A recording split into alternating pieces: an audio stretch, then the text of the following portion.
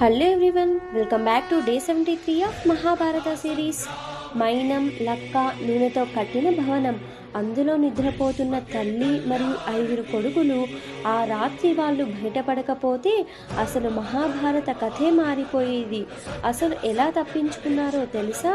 దుర్యోధనుని మనసులో పాండవులను చంపాలనే ఆలోచన ఉండేది. శకుని సలహాతో పురోచనుడు అనే కుటిల మంత్రిని పిలిపించాడు. లక్క మైనంతో ఒక భవనాన్ని నిర్మించారు. పాండవులను ఆహ్వానించి అక్కడే ఉండమని చెప్పారు. కానీ విదురుడు పాండవులకు ముందే హెచ్చరిక చేశాడు, మీ ప్రాణాలకు ముప్పు ఉంది అని. భీముని నేతృత్వంలో భూగర్భ స్వరంగం తవ్వారు. ఒక కుటుంబాన్ని వాళ్ళ ఇంట్లో దాచిపెట్టారు.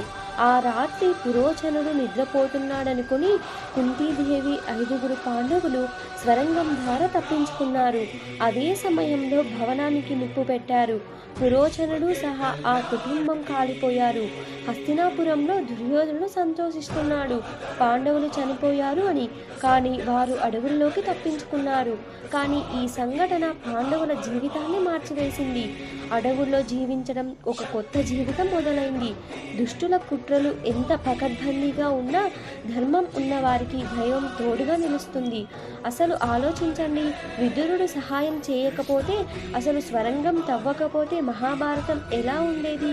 Thank you each and everyone. Do follow and subscribe for more.